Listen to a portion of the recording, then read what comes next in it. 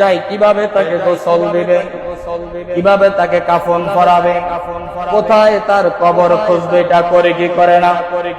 পয়গম্বর বলেন সব কিছু সম্পাদন করে তার জানাজা সম্পাদন করে খাটিয়াটা যখন কবরের দিকে নিয়ে যাওয়া হয়, পয়গম্বর মুহাম্মদ সাল্লাল্লাহু আলাইহি ওয়াসাল্লাম বলেন কবরের দিকে যখন নিয়ে যাওয়া হয়, তার লাশটা যখন কবরে রেখে দেওয়া হয়, বিসমিল্লাহি ওয়া আলা মিল্লাতি রাসূলিল্লাহ, আপনি যে রাসূলের উম্মত হন, রাসূলের মিল্লাতে কবরের ভিতরে আপনার লাশটা রেখে দেওয়া হয়।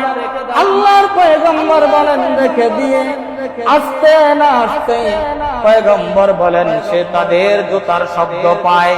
আল্লাহু আকবার বলেন না, সে তাদের জুতার শব্দ পায়।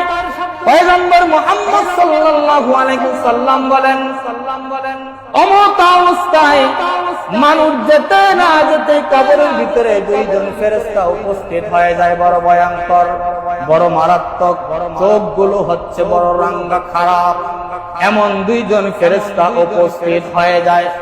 আল্লাহর পয়গম্বর বলেন তাকে উঠিয়ে বসায়। উঠিয়ে বসানোর পরে এবার তাকে জিজ্ঞেস করে, বান্দা বলো মান রব্বুকা, তোমার রবকে? আমাদের রবকে, আমাদের রবকে।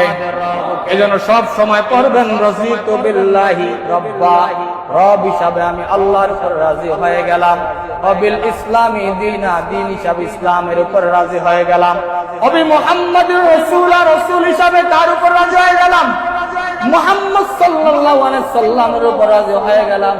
আল্লাহর পয়গম্বর মুহাম্মদ সাল্লাল্লাহু আলাইহি সাল্লাম বলেন তাকে লাশটা রেখে গিয়ে যখন যেতে না যেতে এবার আল্লাহর পয়গম্বর বলেন